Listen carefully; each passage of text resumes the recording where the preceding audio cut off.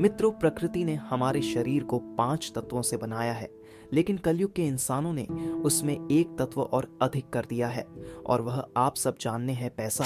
एवं धन से सब चीजें नहीं खरीदी जा सकती है, लेकिन पैसे से बहुत कुछ खरीदा जा सकता है। एक महात्मा अपने शिष्यों को प्रवचन दे रहे थे कि पैसा या धन के पीछे मत भागो, ये सब मोह माया का दलदल है, और इस माया की जाल में फंस गए तो वह पूरी जिंदगी दुखी रहता है। और वह बैठे सभी लोग इसी बात पर तालियां बजा रहे थे। उन्हें ये बात नहीं पता था कि यह महात्मा इसी बात को बोलने के लिए पैसा लेता है। तो यही मोह माया का खेल है, जो कि इस दुनिया में बहुत कम लोग इस बात को जानते हैं, और जिसने जान या समझ लिया उसको इस माया ने बुलंदिया की चोटी पर पहुंचा दिया है। मित्रों, आज के समय में पैसा कमाना जितना मुश्किल नहीं है, उसमें भी ज्यादा मुश्किलों के पैसा को संभाल कर रखने का। इस दुनिया में बहुत लोग ऐसे भी होते हैं जिनके पास कुछ पैसा क्या आ गया वो खुद पर घमंड करते हैं। वह लोग पैसे एवं धन के नियम को जानते हैं, नहीं अपने ध्यान दिया होगा।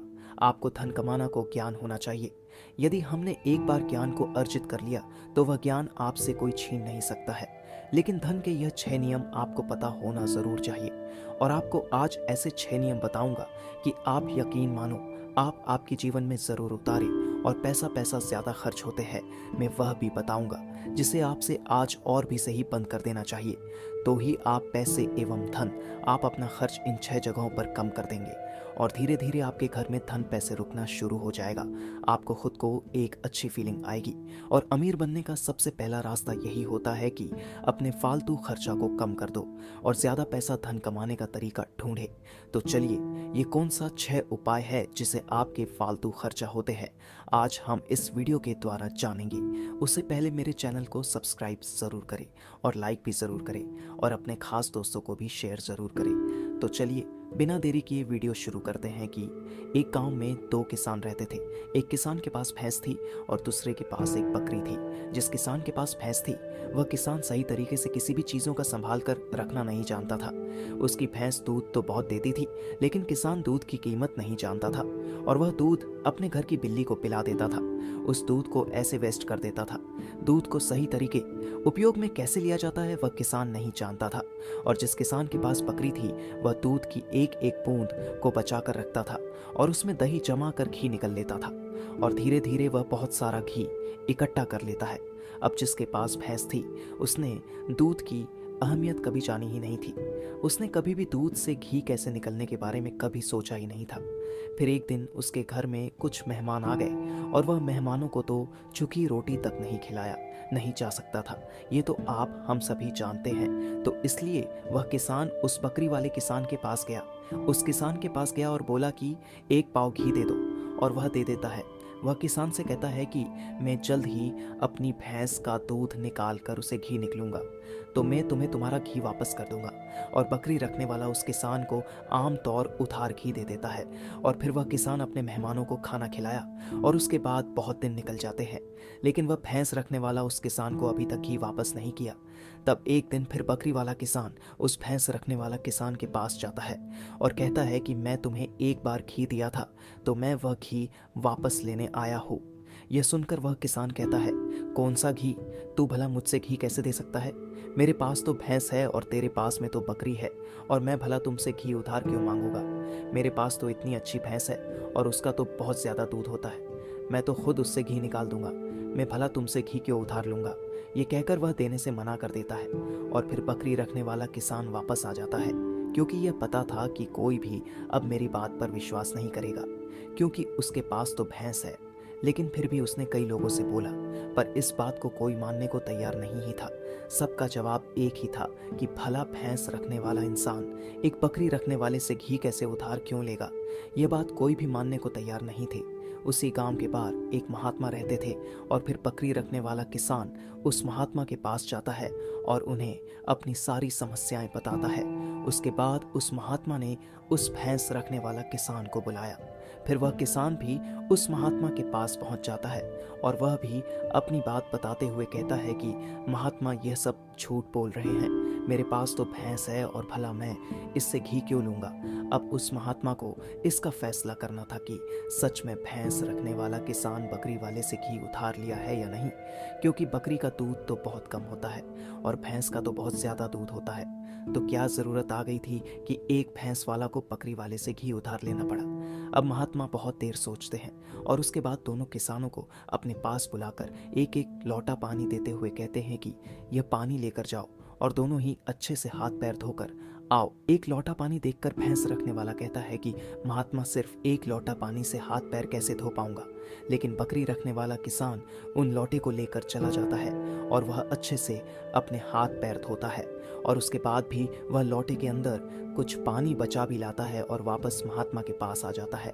लेकिन वह भैंस रखने वाला किसान लोटा लेकर जाता है और उसने तो सिर्फ अपना हाथ धोया और उस लोटे को खाली करके वापस ले आता है।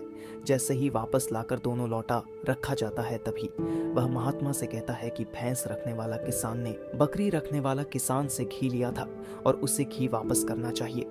अब जो गांव के लोग पास में बैठे थे उन्होंने कहा, हे महात्मा, इसमें कैसे साबित हो सकता है कि भैंस वाला किसान ने एक बकरी वाले किसान से घी उधार लिया है। उसके बाद वह महात्मा कहते हैं कि जरा इन लोटों पर ध्यान दो। इस दोनों किसानों ने लोटे में इतना पानी बचा भी है या, और हाथ पैर मुंह सब धोकर। यह होता है किसी भी चीज की अहमियत को समझना। दूसरा किसान ने सिर्फ मुंह धुल कर ही लोटे का सारा पानी खत्म कर दिया, क्योंकि हमको इन पानी की कीमत नहीं पता था और जिस चीज़ की हमको कोई कदर नहीं होती है वह भले ही हमारे पास कितने भी हो, वह नष्ट हो ही जाती है, वह खत्म हो ही जाती है। और यदि हमारे पास कोई भी चीज़ कम है और यदि हम उसको सही तरीके से इस्तेमाल में लेते हैं और उसकी कीमत को जानते हैं तो ज़रूर उसमें हम फ़ायदा ले सकते हैं। जैसे कि बकरी रखने वाला किसान ने दूध बचाकर उसमें से मक्खन निकाला और उसमें घी बनाया, और भैंस रखने वाला किसान कोई दूध की कदर नहीं थी, इसीलिए इतना दूध होने के बावजूद भी उसके 4 में मेहमानों के लिए घी नहीं था। यह बात सत्य है। उसके बाद भैंस रखने वाला किसान उस महात्मा के चरणों में गिर जाता है और कहता है, हे महात्मा, मुझे क्षमा कर दीजिए, मैं अभी घर जाकर उसको घी वापस दे दूंगा। उसके बाद वह महात्मा कहते हैं कि बूंद बूंद से सागर भरता है। हमारे पूर्वजों ने कहावत यूं ही नहीं बनाई। हमारी छोटी छोटी बसंत हमारे भविष्य में एक महत्वपूर्ण लाभ बनकर हमें मिलता है और यह बात बहुत ही कम लोग जान पाते हैं। और यही बात हमारे घर में पैसा का लागू होता है। यदि हम पैसों को बचाकर रखेंगे तो वही हमें भविष्य में अधिक लाभ बनकर मिलेगा। तो दोस्तों, ये कहानी वीडियो तो आपको समझ में आ गई होगी। तो आइए अब जानते हैं वह 6 खर्चों के बारे में जो हमें आज ही से बंद कर देना चाहिए। सबसे पहला खर्च है कि दिखावे का खर्चा। आपको अगल बगल में किसी ने भी महंगी गाड़ी या कुछ भी लिया हो तो अब आपके मन में जलन होने लगती है कि मुझे भी जल्द ही गाड़ी लेनी चाहिए, और यही दिखावे का खर्चा आपको पूरी जिंदगी गरीब बनाकर रहती है। इसमें हमारा ही नुकसान होता है। दूसरी बात यह है कि कंपनियों की स्कीम से दूर रहना। अपने सामान की बिक्री अधिक करने लिए अलग अलग ब्रांड की जो कंपनियां होती हैं वह लुभाने की एक स्कीम लाती है, लेकिन उनकी मार्केटिंग करने की रणनीति होती है जो हम समझ नहीं पाते हैं। और तीसरा खर्च है कर्ज। महंगी चीजें खरीद लेते हैं, जैसे कि कार, बांग्ला, मोबाइल, और फिर उसका पैसा भरते रहते हैं। जैसे कि आजकल हम लोग क्रेडिट कार्ड का इस्तेमाल करते हैं। क्रेडिट कार्ड हमें खर्च करने के लिए कहता है जो पैसा हमारे पास है या फिर जो पैसा हमारे पास आने वाला हो। और चौथा खर्च, और सबसे अच्छी बात यह है कि आप अपने पैसों को कैश में रखकर ही खर्च करें। कभी भी मोबाइल फ़ोन के किसी भी ऐप का उपयोग करके पैसा खर्च ना करें। किसी भी ऐप का उपयोग करके पैसा खर्च ना करें। आपको शायद पता नहीं होगा कि आप कोई भी सामान खरीदते हो और फिर फ़ोन से पैसे करते हो तो आपको अपने पैसा खर्च होने आपको ज़्यादा तकलीफ नहीं होती। पर 5वां खर्च ये बात आपको ध्यान रखनी है, अपनी भावनाओं पर काबू रखना है। अगर आपको कोई चीज़ पसंद आ रही है और आप उसे खरीदना चाहते हो तो सबसे पहले ये देख लेना कि वाकई क्या इस चीज़ की आपको ज़रूरत है, क्योंकि बहुत लोग से चीज़ पसंद आने पर उसे तुरंत खरीद लेते हैं। तो दोस्तों, आपको ये कहानी कैसी लगी कृपया मुझे कमेंट बॉक्स में ज़रूर बताएं, और कोई भी आपके भीतर सवाल है तो मुझे इंस्टाग्राम या फेसबुक जरिए बता सकते हैं। लिंक मेरे चैनल के बायो में है। इसी के साथ एक नए मैसेज। तब तक आप अपना ख्याल रखें। धन्यवाद। नमो बुद्धाय।